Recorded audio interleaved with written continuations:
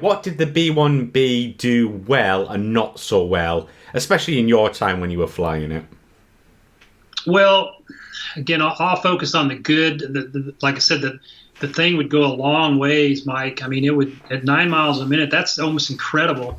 You're not going supersonic down low, but you're going right up against the wall. Yeah. And the fighters, even the modern fighters, the Block 40 and the newer F-16s could super cruise without having to go into afterburner.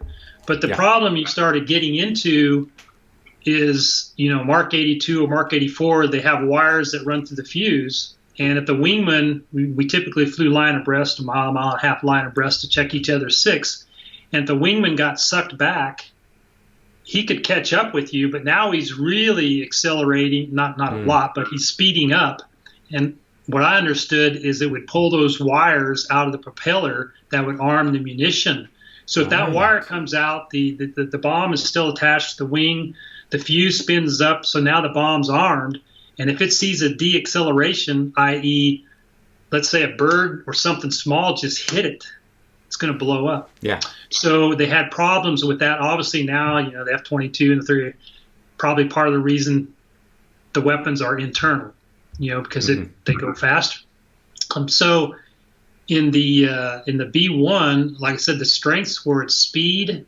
And so we'll talk about, when I flew them for the time I did 30 years ago to date, once they got precision PGMs on, precision guided munitions, JDAM, that type of thing, with GPS, INS, once you got close to the target to where you could program in where you want the weapon to hit, it was King Kong, because the thing can sweep its wings forward, it can loiter forever, in the sandbox or wherever we are in the Middle East, and then they can give it a target. It can sweep the wings, it can dash over to the target, it can drop a few PGMs, and it was Mr. King Kong. They apparently would have one, airborne 24/7 over there. Wow. They put a lot of time on it. But early on, they didn't use them in Iraq because they just weren't ready, conventional bombing-wise.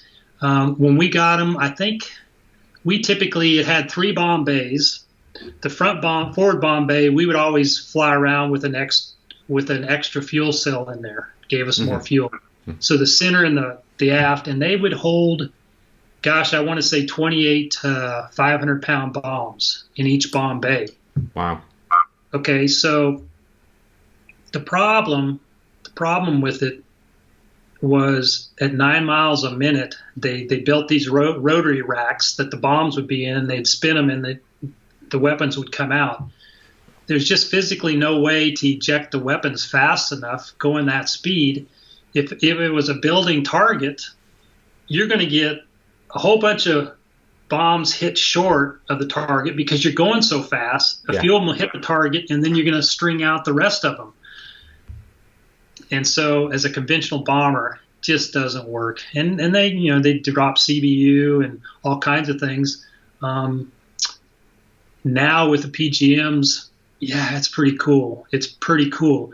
In addition to that, now they have updated all 4 of the stations with new avionics, radios, all that stuff's all new. They've improved a lot of things. So it's a whole new suite from when I flew. When we flew them, you had like an MFD that would be sitting in front of you, and a lot of the gauges were tape gauges. Yeah. So it was very difficult to read, at least compared to what we were used to, and more like glass cockpits are today. Very difficult. That was different. But that's what we had back then. When you drop down from altitude, you went through this litany of checklist items, and you're calling out 1,000 feet to level off, pilot, co-OD, level off, pilot, co-OD. I mean, it was this checklist of things. Like, wow, really, we got to go do all that? And it was a long checklist to get it down and coupled up.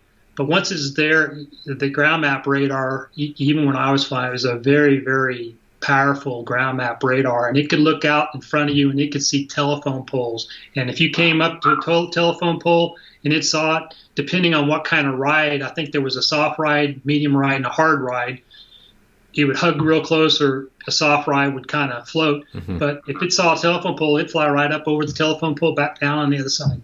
So it was really pretty incredible. And those guys in the back, they could break all that stuff out. Air-to-air wise, wasn't very good.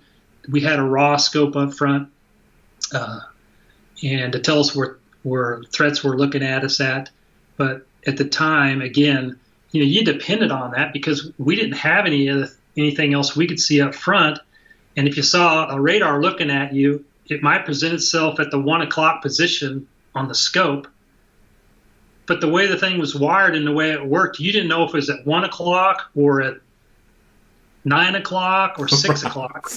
So, are we supposed to be looking over here or back here? But that was some of the things about it.